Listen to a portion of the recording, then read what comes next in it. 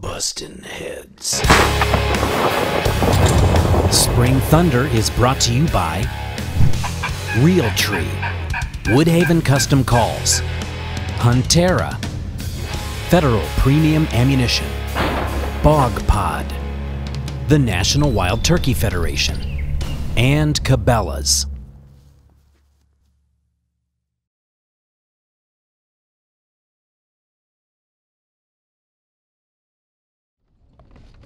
Well, we've had some new developments.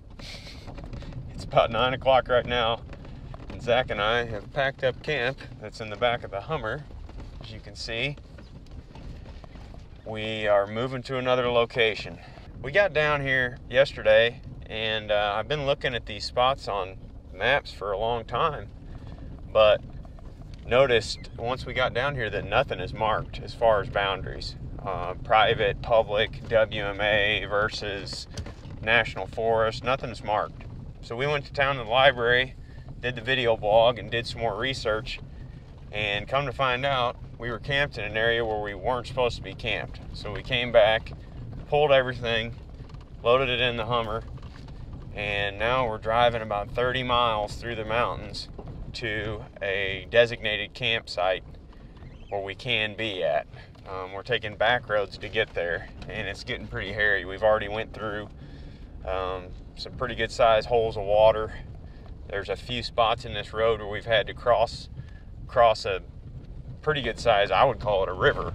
Being where I'm from back in Missouri, that's what we would call it. Down here they call it a creek. But anyway, it's deep and the water's moving pretty good. We actually saw a guy in a four-wheel drive truck going through there earlier, and he made it through all right, but my Hummer sits lower than that truck, and it's lighter.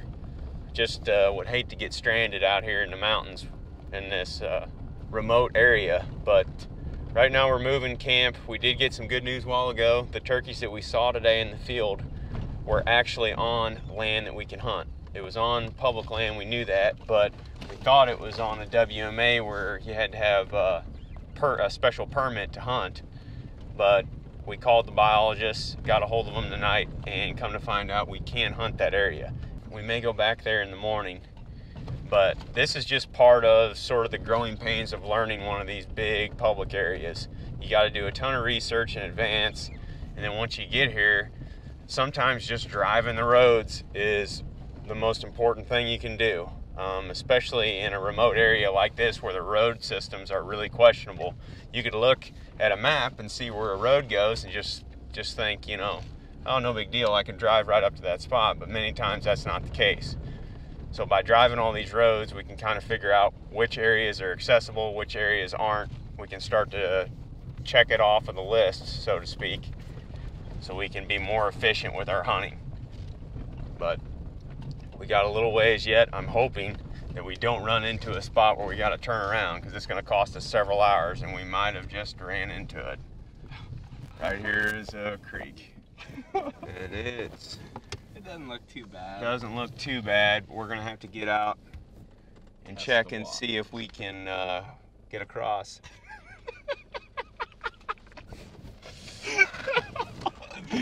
Well, let's see what it's all about. I'm going to back up. All right. Go. Can at least creep down in here and see what it's like. It looks like there's a bend there to the right. Are you sure that's not the road right there? I don't know. Maybe it is. But it looks... I mean, let me look and see how deep we are.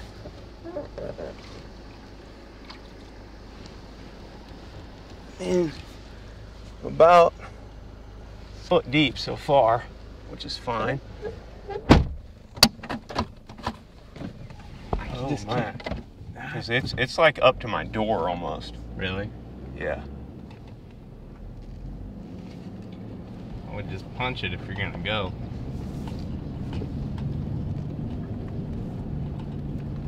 Oh, whoa. Oh, that was a lot deeper than I thought. I think we made it though. We made it across anyway. I don't know where we're at. Pretty sure this is a road that leads to a campsite. At least I think it is.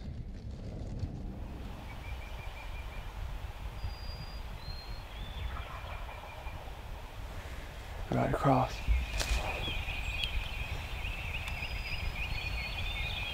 Well, it's day 2 of our Arkansas hunt. And this morning we came back into the same bottom where we spotted the gobbler and hens yesterday about noon. At the time we thought this was an area we couldn't hunt, but after digging in and doing more research at the library, we found out that we can hunt it. This turkey gobbled on the limb probably 15 times, and he sounds like he's up in this timber across the field from us, but we found a bunch of tracks in here on the creek to our left, and we saw him in this field. He just gobbled. We saw him in this field yesterday at about 11:30, so I'm assuming that he's with hens. They'll probably pitch down in that timber up there and spend some time in that area before working down into this bottom.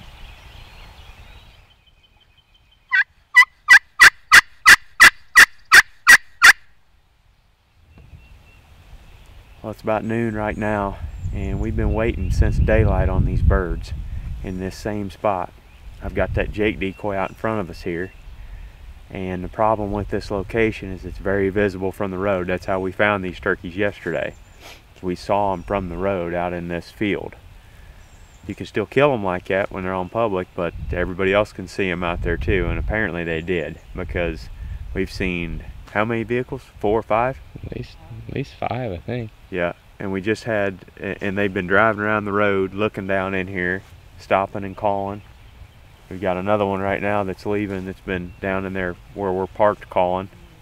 In fact, we just had a group of guys in a truck pull down here, and they called 3 or 4 times around this bottom, and then went down where the Hummer's parked, called down there, then left, and on the way out they saw our decoy. You can actually see them back up and look at the decoy, and then they drove down the road a little ways, parked, and sure enough I could see them coming through the woods, coming down in here. They were trying to come down and make a move on our Jake decoy, I guess, but I walked out there and waved at them.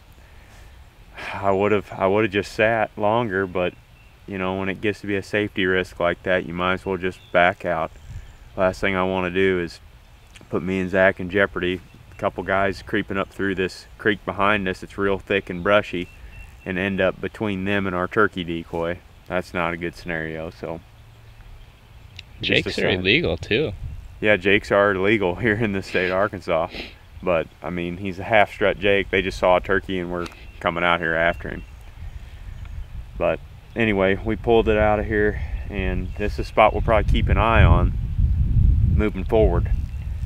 These birds though are not very vocal right now. We heard one tom gobbling down the creek early this morning. He might have gobbled 2 or 3 times at the most, and the bird that we were on, the one I'm assuming was in this field yesterday, he gobbled 8-10 times on the roost, and then twice on the ground that I'm aware of. And these people have been coming down through here calling all day. You know, I mean, he's got hens, he's not gonna gobble. They're henned up real bad right now. And we've been sitting here listening for 5 hours, and he's gobbled twice on the ground. So, you know, what chance does a guy have pulling into a parking lot on the road and calling at a bird that's got hens? You just got to sit here and wait them out, and eventually those hens will lead them by you in a high traffic area, or they'll lose them and start gobbling on their own, and that's when you can move to them. We're finally found them, and we're in them. We're just going to have to deal with a lot of hunting pressure. I think we can get it done though. The weather's supposed to be good the next few days, so stick with us here on the video blogs.